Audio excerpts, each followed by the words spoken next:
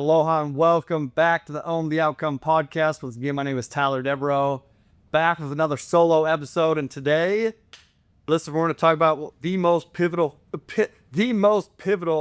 aspect of your success.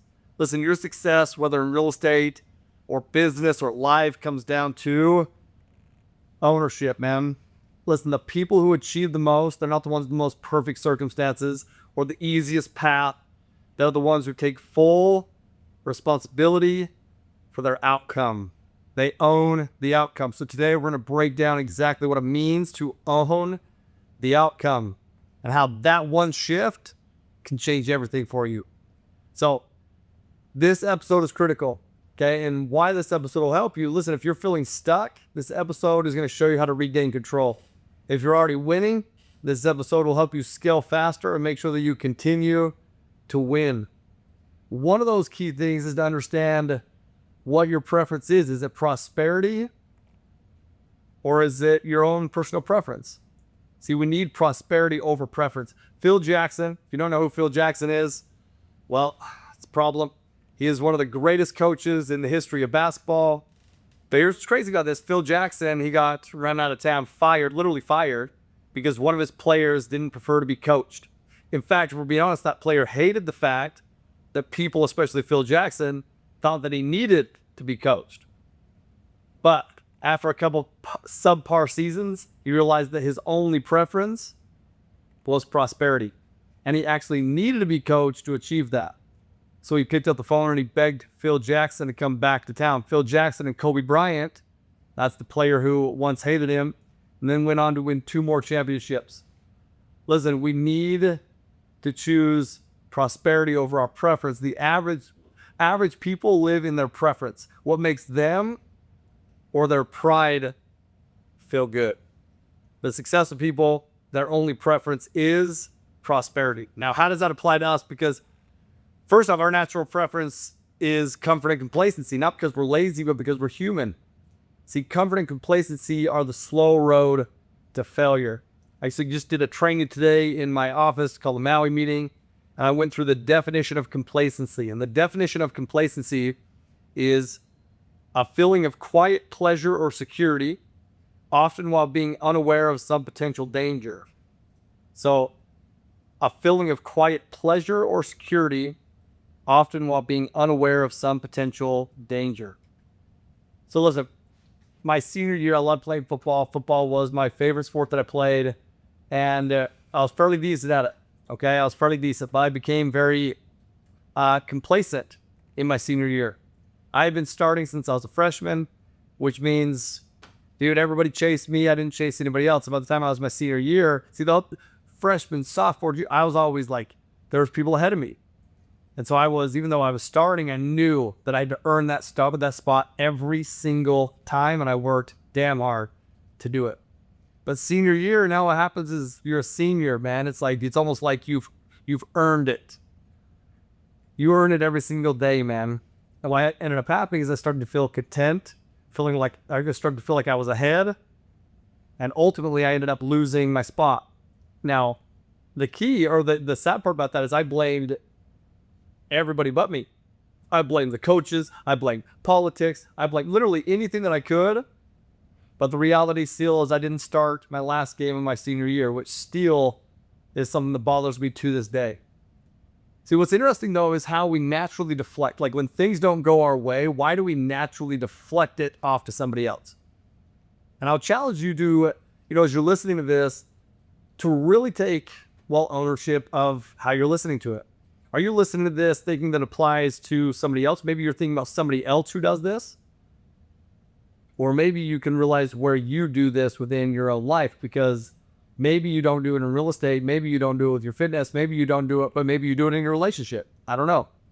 But my challenge would be, where do you need to level up and take ownership and own the outcome in your life?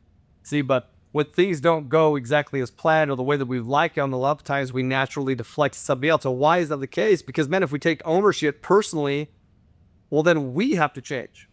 And that's uncomfortable, man. That takes energy. That takes work. That takes a lot of work. Do you know what doesn't take any work? Blaming. See, if we place blame somewhere else, there's no change needed. That shit's easy. I was complacent because I didn't think that I needed to change. See, I thought that everybody else needed to change. Well, once again, what about you? How have you been complacent on your journey? Who have you been blaming in business with your weight, physical prowess, whatever, your relationships? What is it? Who have you been blaming? And what can you now start to own?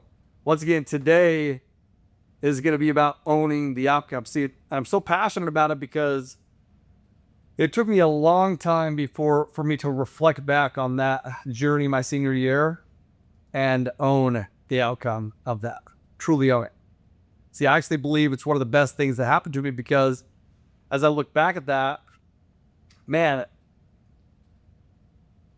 for the longest time I placed blame, and I'm talking about for a long time, I placed blame. For a long time, I thought that the coaches of that team were the biggest shitbags on the planet. And then I just realized, like, damn it, no, I made their job very hard. I made their job very hard, man, because I didn't do my job. I got complacent. And I didn't take ownership. So today we're going to go through some key frameworks for owning your own personal outcome so that you don't ever get in the spot, somebody taking your spot, and that you can continue to climb and grow. So number one of this framework is to take extreme ownership. One of my favorite books on the planet is Extreme Ownership by Jocko Willink. In fact, the entire podcast, Own the Outcome, was inspired by that book, which the bigger premise is stop blaming external factors, man. Stop blaming external factors. Like, listen, your life and your business are a direct correlation, a direct result of your actions, and your actions are a direct correlation and result of your mindset, how you view things. Excuses, I'm going to tell you right now, will keep you stuck. Ownership, though, will move you forward. Give you an example of this. We closed on a property in North Carolina. My job was to do we have to do a tools and supply inventory checklist. What that means is we take a list of all the tools and supplies on the property. We put it to a bill of sale. It doesn't make the property more expensive, but what it does is it says you own these things. Well, it was my job to do that, and I forgot to do that. Which means when we closed, we went in the maintenance room, and the maintenance room, man, it was white glove clean. See, the seller of that property took all those tools, all those supplies to other properties. Now, I can either buy a couple options. I can either be pissed and blame that person for taking all that, thinking that it's a dickhead move, which it is, for the record, a dickhead move. Or I can just take ownership and realize that that should never be something that's so easily skipped over. I realized that our systems needed to be improved. And this is where ownership is beautiful. See, where you take ownership for it and you realize, like, oh man, how did I impact this outcome? Like, what did I do or didn't I do that resulted in this outcome that I didn't want? And then how could I do or not do something better to make sure that I get the outcome that I do want?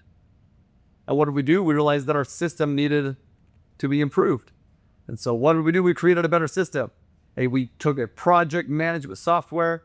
We put together a 297-point due diligence checklist to make sure that every single point on the journey from contract to close was actioned out into tasks that we could now check off along the way. We improved our process because we took ownership of the journey, we took ownership of the outcome. So man, how does this apply to you in business? Like, have you ever lost a deal before? Maybe you lost a deal. Maybe, it's interesting on this side of the table. I run an education business and I deal with a lot of students who come to that education business. And it's interesting to see the different mentalities when a broker doesn't choose them for a deal. Some immediately blame the broker.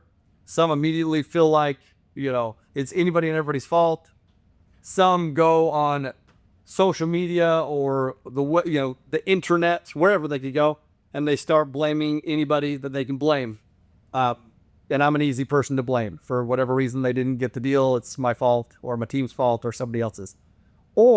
And there's then other people who just improve their skills, get better, talk to the broker, figure out what they could have done to be more competitive, figure out how they can submit the offer better, negotiate the offer better, where they lost traction, and they learned. See, some people lose and quit so they fail. Other people lose and learn, and then they continue to win. Once again, it's win or learn, man. If you learn, you will eventually win, and that's a promise.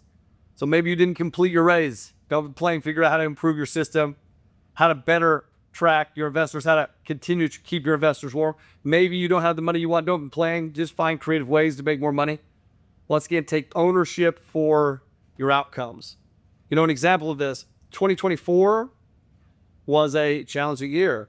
It was my most challenging year in the investment space. Why was that the case? Because, man, I foreclosed on 2 deals in 2024.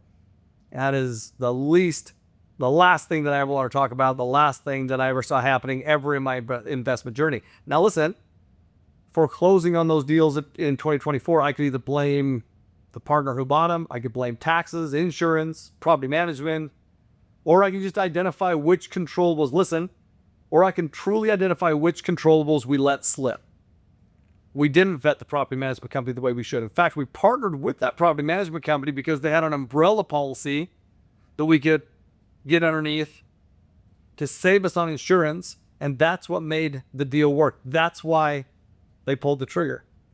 That's why we pulled the trigger, is because we partnered with a property management company that would put us underneath their umbrella policy, which means insurance would be a little bit cheaper. That's the only thing that made that deal work. First off, man, let's just shock that one variable.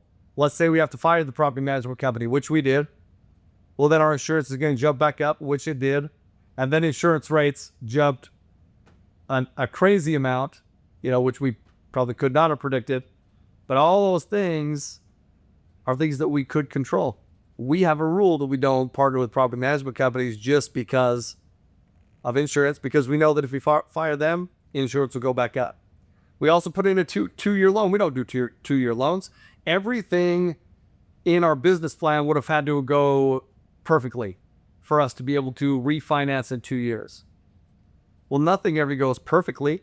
So all of a sudden we have to fire a property management company. Now we're 6 months behind in our process, in our business plan.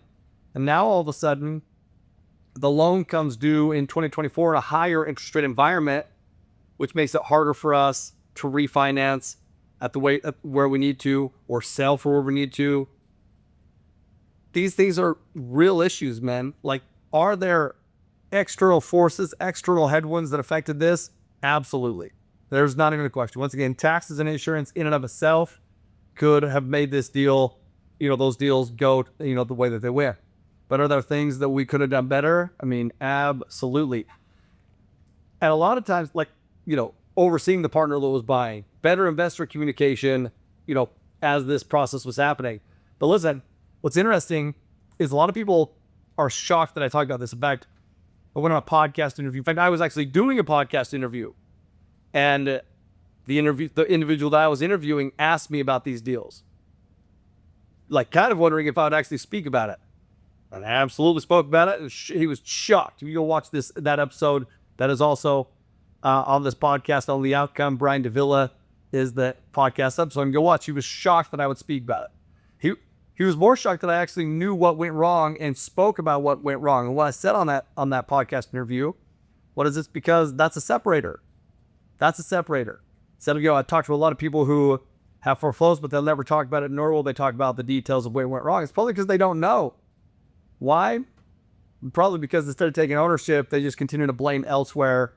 And so they haven't identified. I believe it's one of my biggest separators. I believe that owning that outcome has made me better, period. I know that it's made me better. It's made me a better operator. It's made me a better business owner. It's made me, a better buyer of properties as well. So listen, owning the outcome, one of the tough things about owning the outcome is when people know you take ownership, it's easy for them to nitpick certain things and hoping that you go against it. Because taking ownership means that you're owning the outcome. It's so much easier to blame it, something else, than it is to own, once again, what you can do. And it is not about blaming, dude. I want to make this very clear. Taking ownership is not about blaming. It's about taking responsibility. It's about stepping up, raising your hand and saying, I'm going to make it better. It's my job to make it better. And guess what? It is your job to make everything in your life and in your business better. That is literally your job. If you're stepping up as a business owner, that's your job. So here's a 3-question ownership test that I use. This is what I use when things didn't go exactly how I wanted them to. These are the 3 questions that I asked. Number 1 is, well, first off, what went wrong? What went wrong? Number 2 is, what was my role in this? Is this something that I didn't do, or is this something, once again, that I did do? What is it? Where was my role in? And then number 3 is, what can I do differently next time? I just want you to understand how powerful that 3-question ownership test is. What went wrong? You identify it. What caused it? And how was I involved? Or how should I have been involved? And then what can I do differently next time? This journey, y'all, is a journey. The business journey, the life journey. Sometimes, Inky Johnson said, sometimes it's hard to see the picture when we're in the frame. Shout out to Inky Johnson, freaking love my dude Ink. But he said, sometimes it's hard to see the picture when you're in the frame. See, sometimes we just crop out everything, this big picture, and we just see the current situation, which makes it overwhelming, which makes us think like that is going to be like that forever. When in reality, if you see the bigger picture, how many of you want to be in business just for right now, today? Or how many of you want to be in business for a long time? If you want to be in business for a long time, if you want to continue to grow over the course of your life, then taking a step back and taking ownership of the current situation is how you're going to do that. I call them the Think Bigger framework. And the Think Bigger framework is this. It's never the event or the circumstance or the situation that dictates the outcome. It's your perspective of it. Okay? And you have, at a basic level, 2 options. You can either view that in a light that is not serving to the direction that you would like to go, to the bigger picture, if you will. And I call that prison, frustration. And you'll stay there until you change your perspective of that event, situation, or circumstance. See, number 2 is you can view it in a light that is serving. And what we call that is progress, fulfillment, progression, happiness. See, it's at a basic level, you have 2 options. You can either view it in a perspective that is serving to the ultimate journey, or that's not serving. Me placing blame on a bunch of areas that I certainly could place blame does me no good in my long-term journey. No good. It says think bigger on my shirt. It says think bigger on my wall. Think bigger doesn't just mean bigger deals. Think bigger is seeing the bigger perspective. Once again, seeing the bigger picture so that you can do what you need right now in the short term for that greater long-term outcome. Number 2 is you got to shift your mindset from a victim to a leader. A victim is somebody who blames. They complain. They wait for things to change. They just sit back and wait for somebody else to solve it. A leader, once again, like I mentioned, is the one who's going to raise their hand and they're going to take control. They're going to find solutions. They're going to take action. What are you in your life? What are you in your business? What are you in your situational circumstances? How are you with your fitness and your health? Is it because, man, you can't get fit because, I don't know, your genes? You can't better your relationship because of, the other person? Or you can't better your financial situation because of where you live or your family or your history, or what is it? What do you need to take control on? See, a leader takes control. A leader, once again, doesn't just look for people to blame and things to blame. They step up and they make the situation better. They make the situation better. I was just out in Denver. So shout out to Denver. I just taught a 3-day class of our 3-day trainings out in Denver. Love any opportunity that I have or that I get to be able to teach one of those 3-day trainings. While I was out there, I tell them I'm an open book, man. You can ask me whatever you want to. Now, one of the questions that came up was they had read, I think this is the first time, it has to be the first time I've ever talked about this on a podcast. Because I don't talk about this stuff on a podcast for a reason, which is exactly what I'm talking about, which is just owning it instead of, complaining about. But they brought up a lawsuit. My past partner filed a lawsuit on me. And it's a pretty slanderous lawsuit. But I don't talk about that stuff, okay? And this is what I told them. I said, listen, I'm grateful for my partner. Like, my partner, I'm grateful for him. They said, what's your perspective? And I can either sit there and I can try to blame, I can try to deny, I can try to whatever. It doesn't do me any good. I had a partner for 10 years, and none of this would be anywhere near where it is had I not had that partnership. In fact, that's what they asked me. They asked me if I could go back, would I do it differently? Sure, certainly I could do things differently. But what they're really asking is, like, choose a different partner. And the answer is no, man. No. I'm grateful for my journey. I'm grateful for 10 years, a full decade of growth. Dude, come on. I'm so grateful for that. I'll forever be grateful for that. It's been one of my buddies for 20 years. Now, I also believe that people come into your life in different seasons for different reasons. I also believe that people leave your life in different seasons for different reasons. So listen, I can either use my platform to destroy, or I can use it to show how I just continue to focus on the controllables, lead my company by example, put my head down, get to work. And listen, that's also possible because I know who I am and I know the work that I put in, which is the next part of this framework. So my actionable tip to you, my action is this: no more complaining, man. Quit complaining. Whatever happens, whatever situation, whatever circumstance, don't complain to you.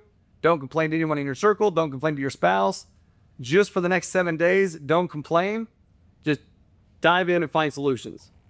Just dive in and find solutions. Anytime you feel yourself or find yourself complaining, just stop. Don't do it. Just don't do it. One more example of this. I was doing some contracting work for a company. And man, they were doing some things that were so frustrating. This is, once again, almost a decade ago. But they were doing some things. But this is honestly, this example right here is literally where my whole mindset journey actually started. It started multiple times in my life, but this is a big aspect of it. Because they were doing some things that I was so frustrated about. And I found myself complaining to Britt about it all the time. Not even realizing that I'm doing it, okay? Because I'm not trying to be a complainer. I'm not trying to be negative. I was very frustrated. And then I realized, like, man, things just start continuing to get worse when I do this.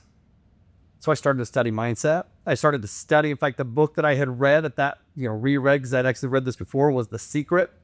And I realized that the more that I talk about this, the more that I'm attracting it in my life. So I told Brittany, listen, sometimes I feel like I want to vent. Please, for the love of everything holy, do not let me do it. When I come in and I want to vent, recorrect me. And she's like, no, Tyler, it's good to vent. And I said, no, God bless you. I love you and thank you for doing it. I can't. I don't want to. Don't let me do it.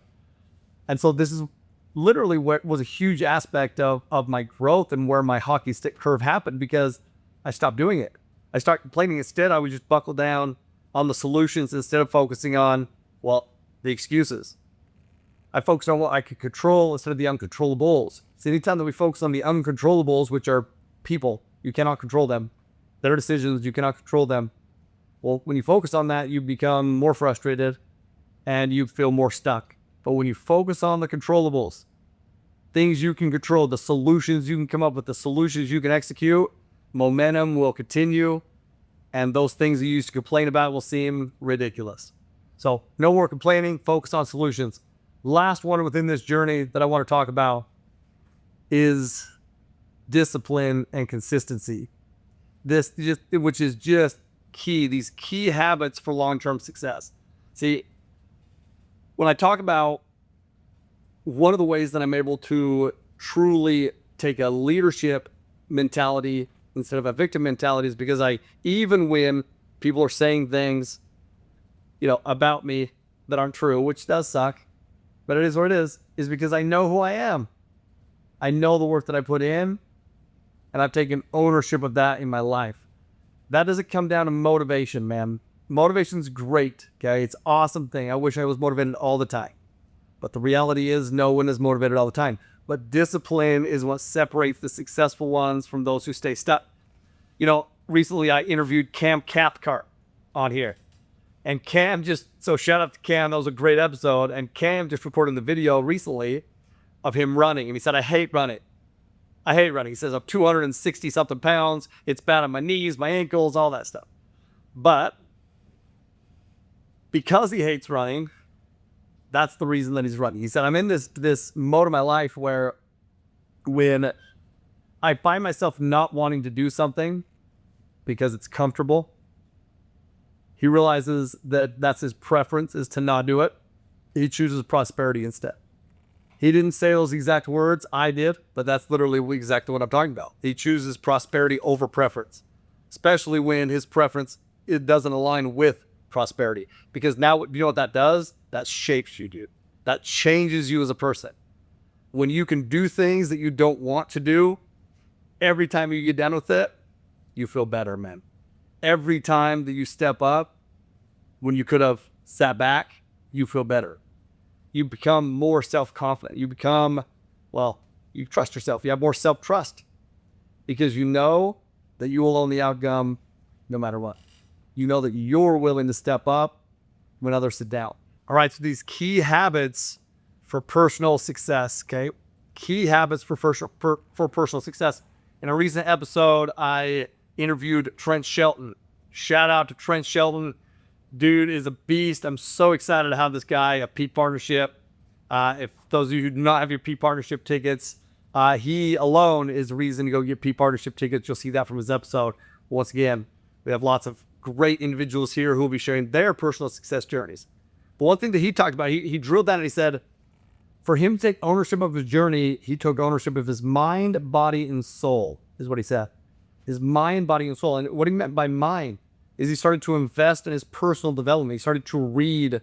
He started to get coaching. He started to go to events. He started to go to masterminds. He started to add to the same thing, man. Like, I started, when I talk about this experience where, I was doing some contract work for a company that I was frustrated with, I told you that I started to double down on reading, and that has absolutely been a separator in my life. I've started to read, well, I read all the time. And all of a sudden I'm digesting all these words from men, very successful individuals, and they're sharing their success habits, their skills, their things, their habits and their rituals that they do. And I'm reading about them all the time. And then not just reading about them, but implementing them. Going to events and, mentorship. I mean, I've spent 7 figures on mentorship. That's not a little amount of money. That's a lot, but it's worth every stinking penny because, man, I've been able to develop as a person. Once again, personal development, but the mind, I've been able to grow mentally. And I believe that the minute that you stop growing is the minute you lose your ability to lead. The minute you stop growing as a person is the minute that you lose your ability to lead other people. So if you're a leader, if you're going to step up as a leader, you're going to own the journey of being a leader, you need to continue to grow. That's your mind. Now, your body is also, your health and your energy management, okay? Working out, eating healthy, sleeping. What are you doing right now to own, the personal side, your fitness side of things? When I look at just in the morning, my morning routine is something that I absolutely cherish, okay? Which, number one of my morning routine, so I wake up on the dot. No snooze, man. My first win of the day is I don't want to push snooze. My first win is I woke up when I said I was going to wake up. Now I wake up at 4:15. It doesn't need to be 4:15 though. It can be whenever. That's when I need to wake up. It's whenever you need to wake up. But what time did you say you're going to wake up? And advice that I'll give you is to wake up the same time, go to bed the same time every day. I wake up 4:15 and I go to bed by 9 p.m. every day. Usually I like to be in bed before that, but latest 9 p.m. And if you set those times, even that alone, hey man, I made it happen where I went to bed at 9 p.m. and that's a win at night. And then I woke up at 4:15, whatever time you say you're going to wake up, it's a win in the morning. Then I brush my teeth, wash my face. I wake up, then I say, a prayer of gratitude. And that helps with my spirit, my soul, right? Which is the number 3. Remember, mind, body, soul. Number 3, I pray. And I say a prayer of gratitude. And then I show love to somebody else. That might mean I pray for somebody else. That might mean I shoot them a voice note or something. It's also helps my soul. And then I read. Now, there's 2 types of reading that I do currently, man. Britt and I, we read the scriptures together for 15 minutes at least. Most of the time it's 30 minutes because we read for 15 and then talk for 15. But that feeds, once again, my soul. And then I read an additional 30 minutes of a book that I'm reading, a business book or, whatever book I'm reading. That feeds my mind. Then what do? I go to the gym. I either go to the gym, I go run. This morning I went and ran. And even running, man, running is a form of discipline for me. I hate running just like Cam Cathcart hates running. Every time I run, it is a mental warfare. Like, it's mental warfare the entire time, and I don't even run that long. We're talking 2 miles, but the entire 2 miles, I'm talking myself into, maybe I should stop, maybe I should walk. It's probably a good thing. My body probably needs me to walk right now. It is mental warfare the entire time.